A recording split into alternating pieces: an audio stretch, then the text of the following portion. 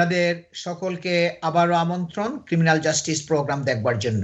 আমি Azam and co solicitors এর principal solicitor Shafiul Azam এবং আমার সাথে আছেন criminal lawyer specialist experienced QC queen's counsel David Walbank QC. আমরা যেই মার্ডার কেস নিয়ে কথা বলছিলাম, জেরেমি বাম্বার মার্ডার, সে 1985-এ এই হত্যাযজ্ঞ হয়েছিল, কিন্তু সে আপিল করে যাচ্ছে একের পর এক 2020 সাল পর্যন্ত, আজকে 35 বছর ধরে প্রত্যেকটা স্টেজে সে আপিল করে গেছে। আপনার এখানে সে 5 জনকে হত্যা করেছিল। 5 জনের মধ্যে এদেরকে সবাইকে তার এসেক্সের কান্ট্রি ভিলেজের একটা ঘর, ওখানে তার পালক মা বাপকে, তার মানে বোনকে, ওই যে পালক বোনকে, এবং তার 2 টুইন চিলড্রেন যাদের বয়স তখন ছিল 2 সন্স 6 বছর। আমি এখন যাব আমার কলিগ ডেভিড ওয়ালব্যাংক কিউসির কাছে। David, the judge called him warped and evil beyond belief. Yes, he did. And I suppose your viewers may think, well, anybody who commits a premeditated murder, that is a fairly shocking event. But there were aspects of this case which took it into a whole different range of offences, really. I mean, if you think about it, the mere fact that he shot his family in their beds, according to the prosecution, including his 2 twin nephews, the fact that, according to the prosecution, he had then gone out of his way to frame his adoptive sister for the murder. Effectively, his defence was that Sheila Cathal, his adoptive sister, had a history of mental health problems, and that it was she who had killed her parents and children, her own children, with a shotgun before turning the gun on herself. And there were other aspects as well. So, for example, the prosecution relied against him on evidence given by his ex-girlfriend, who said that he'd confessed to the killings. And in relation to that, he said that she was a woman scorned who was deliberately lying to ensure that he went to prison for a very long time, because if she couldn't have him, she wanted to make sure that no other woman could have him either. So you put those 3 features of the case together, that the killing in cold blood in their beds of his family, including the 2 young nephews, plus the attempt to frame his now deceased adoptive sister, and the accusations he made about the evidence being given against him by his former girlfriend. You can see why, on the face of it, and on the face of the prosecution's case, and on the face of the jury's verdict convicting him of the killings, the trial judge described him in the way in which he did. I mean, the reality of the position is, as we said in the last segment, the case has been before the appeal courts on many occasions, and a consistent thread that runs through the way in which the appeal courts have dealt with this case is what they say is the strength of the evidence against him. They're constantly referring to a number of aspects of the evidence that there was about his expressed dislike of his family, his stated intention to kill his family. As I've mentioned, the alleged confessions subsequently that he made to his ex-girlfriend, Julie Mugford. The prosecution referred to his proven ability to get into and out of the house, White House Farm, through various windows, and the finding of a hacksaw blade outside the bathroom window where the prosecution suggested he'd entered in order to commit the murders. There was evidence about the absence of any deterioration in Sheila Cathal's mental health or any apparent suicidal tendencies on her part prior to the killings. And there was expert evidence adduced by the prosecution that she wouldn't have been able to harm her own children or her father. They adduced evidence about her unfamiliarity with guns and about her poor coordination. They said that she would have been incapable of firing and then reloading the gun several times. They referred to forensic evidence, the lack of lead residue on her hands of the sort one would expect to find if she had reloaded the magazine of the gun several times, as the defence suggested had happened. They referred to her physical stature, her inability to overpower her 6 foot tall and strong and fit father if it had been her struggling with him in the kitchen. They referred to the fact that her clothes were undamaged, that her hands and feet weren't bloodstained, that she was uninjured, that her long fingernails were intact and undamaged. And as regards a telephone call, which he said he'd received at home from his adoptive father, Neville Bamber, saying that his sister had gone crazy and had shot the family, they said, the prosecution said, well, Neville Bamber was simply too badly injured to have been able to communicate with him in that way. And the prosecution relied upon the fact that there were no bloodstains on the telephone handset. And they also said that if he had been able to use the phone, he wouldn't have called his adoptive son, Neville, at his home some distance away. He would have called the farm workers who lived close by to the farm, seeking assistance from them. So you can see, I mean, that's a very brief summary of the evidence in the case. But I hope that your viewers can see that when you look at the evidence in that way, it's understandable, at least, why the trial judge plainly took the view that the prosecution were right in the case that they'd brought, and for that reason decided to characterize Jeremy Bamber as almost unprecedentedly evil. My word, not his, but that was the effect, really, of what the trial judge said. And it's not entirely surprising when you look at the different elements of the evidence that the appeal courts on a number of occasions have said this was a very strong case and there is no meritorious appeal to be mounted against the conviction. Yeah.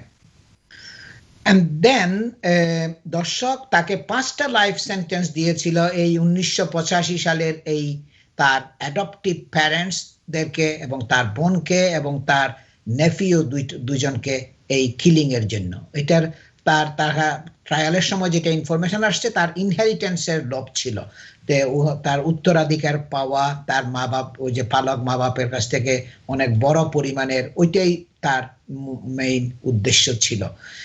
এবং সে প্রথমে বলছিল কি তার schizophrenic মানে আপনার একটা mental বোন, তার যে বোন যেটা মেন্টাল, যে মানসিক রোগী, সে আপনার মানে নিজেকে হত্যা করে তারপরে অন্যান্যদেরকে হত্যা করে তারপরে সে নিজেকে হত্যা করেছে।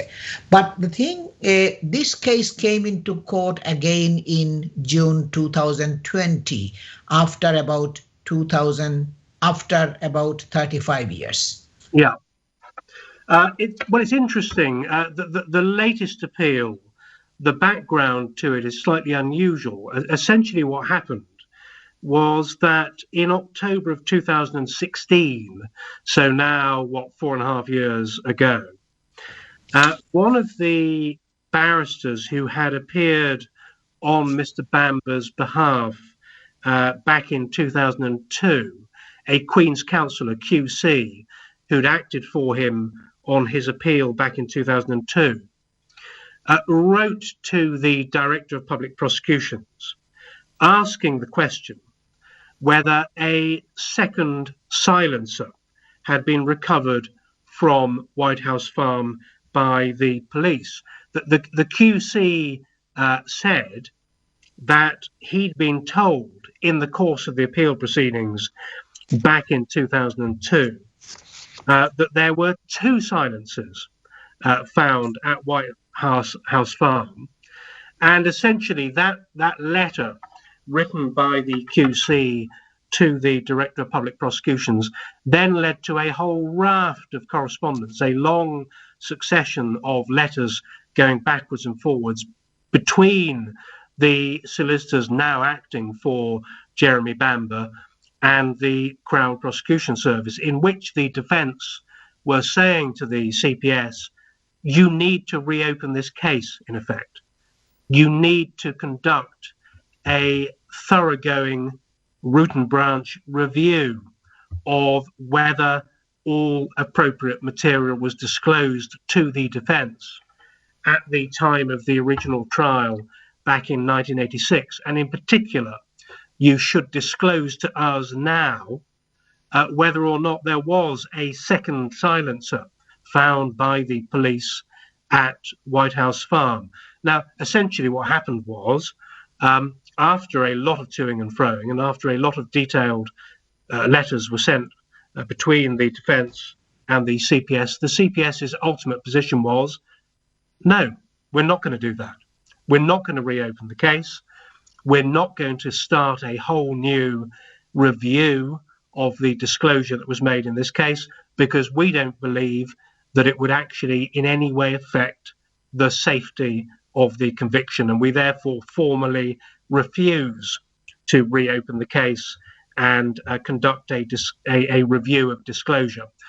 And the solicitors on Mr. Bamber's behalf then applied for judicial review. They applied to the High Court to essentially find that the CPS were wrong in law to refuse to reopen the case and conduct a fresh disclosure review. So that was the nature of the appeal or review that came before the court in 2020.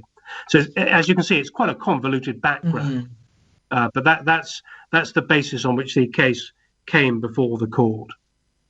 দর্শক, সে আপনার একের পর এক সে appeal করে গেছে এই প্রায় 35 বছর ধরে।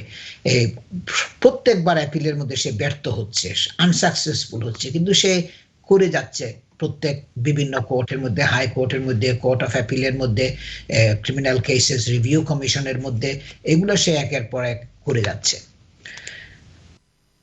I will read some sentences. If you can talk about the background, some of the information about these sentences in this case. It says here, your sister's gone crazy and she has got a gun. Your sister has gone crazy and she has got a gun. Yes, well, I think this is the telephone call. He is mentioning during the police station that I received a call from my father.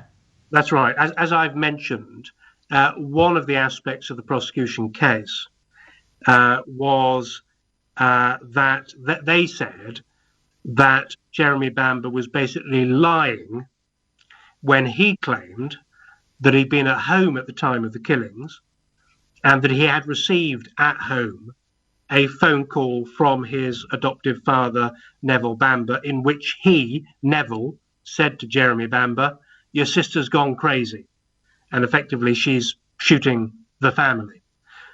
The defence case was that phone call had been made, that Neville Bamber had somehow managed to struggle down from upstairs to the telephone downstairs on the ground floor at White House Farm, and that he'd made that phone call. And the defence case was, not only did that phone call happen, but it was talking about a real event. In other words, that it was Sheila Caffel, his adoptive sister, who had committed the killing, that she'd been, she had a long, there's no doubt that she did have a history of mental issues.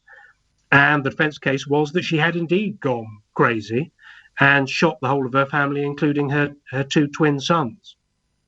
So that's the background to that, Shafi.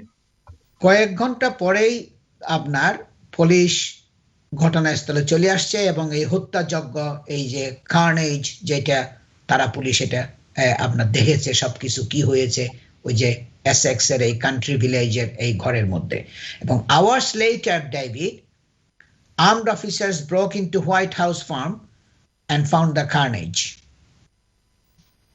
Yes, I think probably the key phrase there is hours later. Because it was quite an important part of the prosecution case against Jeremy Bamber to suggest that he had deliberately pushed back as far as he could the time at which the bodies would be found.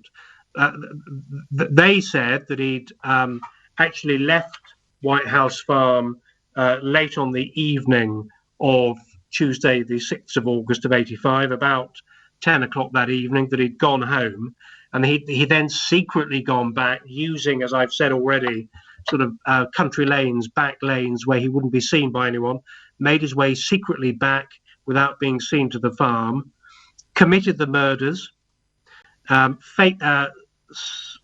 basically faked